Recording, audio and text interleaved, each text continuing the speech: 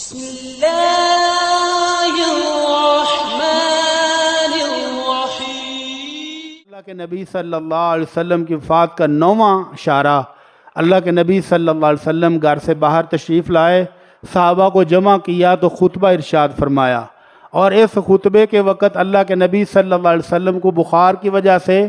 سر پر پٹی بھی بندھی تھی اور آپ نے ایک باریک کمبل بھی لیا ہوا تھا۔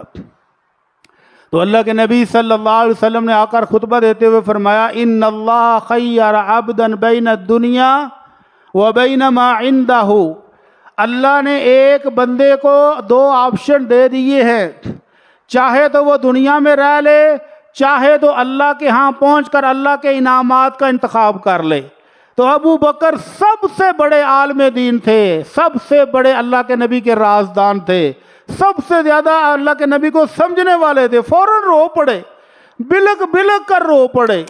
اور فرمایا بِأَبِيكَ وَأُمِّي أَنْتَ يَا رسول اللہ کے رسول میرے ماں باپ قربان، ہماری جانیں قربان، ہمارے بچے قربان، ہمارے مال آپ پر قربان،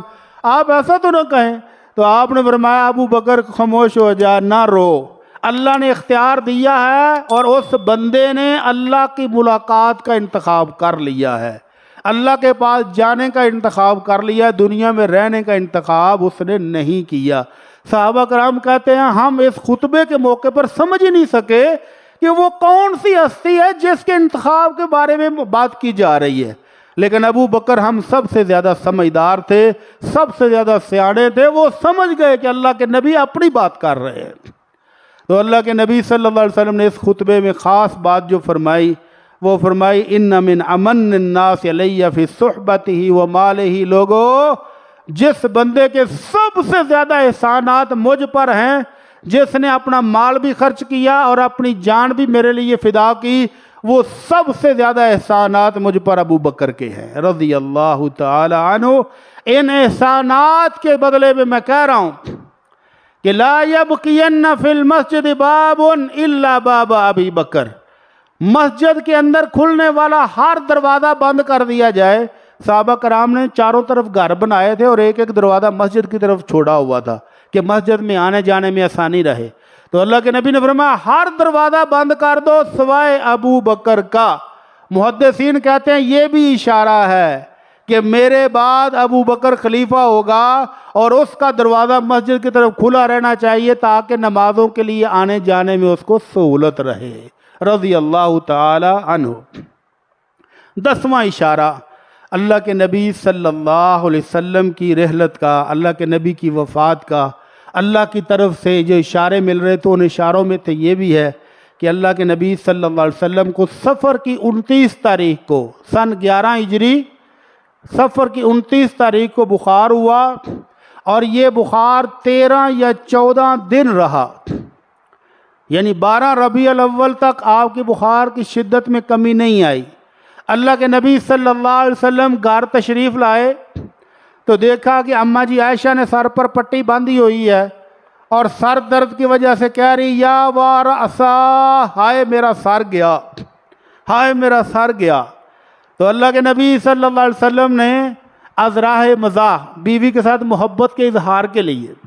وہی شفقت، وہی پیار، وہی محبت جو پہلے بھی دیتے تھے، اس محبت کے اظہار کے لیے کہا بل وارأسا، بلکہ عائشہ سر تو میرا بھی پھٹ رہا ہے،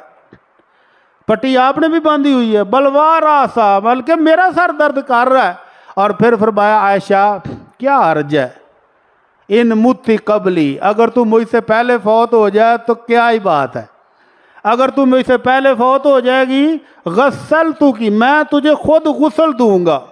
کفنتو کی، میں تجھے خود کفن پہناؤں گا، وصلیت علیک، میں تمہاری نماز جنازہ پڑھوں گا، ودفنتو کی، اور پھر تجھے خود دفن کروں گا۔ تو یہ بات سنتے ہی اماں جی عائشہ کا بخار غائب ہو گیا، کہنے لگی ہاں تو ہی تو چاہتے ہی ہے کہ میں پہلا مراں شام نو دفن کرن تو بعد تسی نویں دلہن لے آنی، تانوں تو چاہیے ہی ہے، اللہ تعالیٰ تانوں اجازت دیتی، بس ٹھیک ہے۔ تو اللہ کے نبی صلی اللہ علیہ وسلم صفر کی 29 تاریخ کو آپ کو بخار ہوا تو پھر علاج بھی شروع ہوا، ساتھ ساتھ علاج کے لیے بھی کوششیں کی گئیں۔ ان علاج کی کوششوں میں سے اما جی عائشہ رضی اللہ عنہا فرماتی ہیں کہ اپنی زندگی میں اللہ کے نبی صلی اللہ علیہ وسلم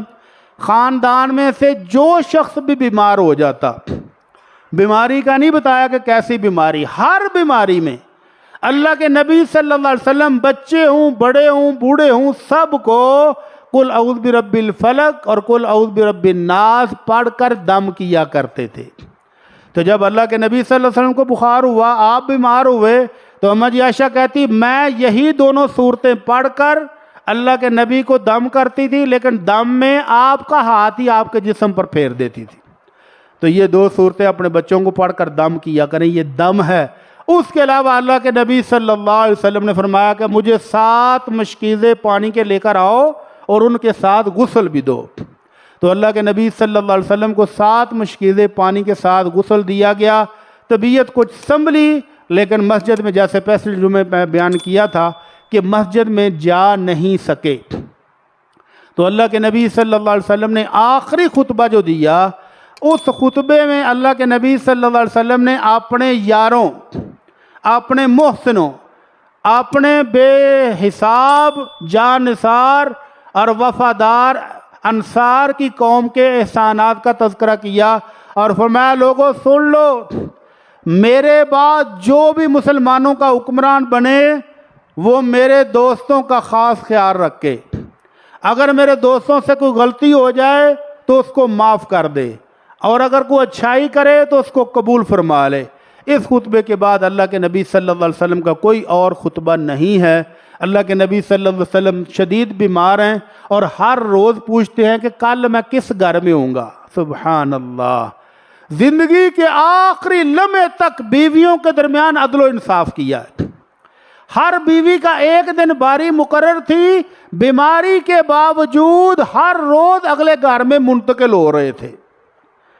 بالآخر بیویوں نے اجازت دے دی۔ اللہ کے نبی ہمیں پتہ چل رہا ہے کہ آپ عائشہ کے گھر میں پہنچنا چاہتے ہیں تو ہماری طرف سے آپ کو اجازت ہے، آپ باقی باریاں کینسل کر کے عائشہ کے گھر میں چلے جائیں۔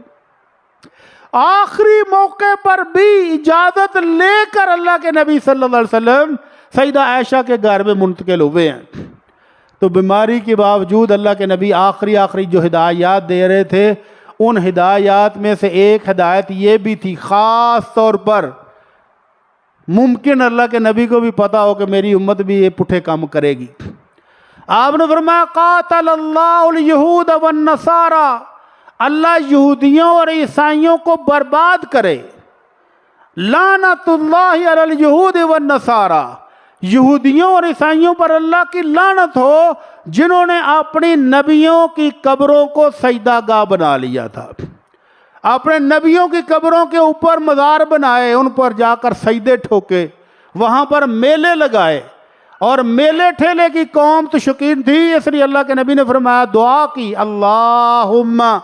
لا تجعل قبری وثنا یعبد، اے اللہ میری قبر کے اوپر نہ میلہ لگے اور نہ ہی میری قبر کی پوجا کرنے والا کو پیدا ہو۔ تو لگتا ہے کہ اللہ کے نبی کی یہ دعا قبول ہو گئی ہے، لہذا قبر پر نہ میلہ ہے اور نہ ہی قبر کے پجاری مجاور ہیں۔ اور اگر اللہ کے نبی کی یہ دعا نہ ہوتی تو پھر ویندے ساڑھے پاکستانی کر دے کی سن، اللہ تعالیٰ رحم فرما دے۔ تو اللہ کے نبی کی دعا ہے کہ اللہ میری قبر کو میلے ٹھیلے لگنے کی جگہ نہیں بنانا،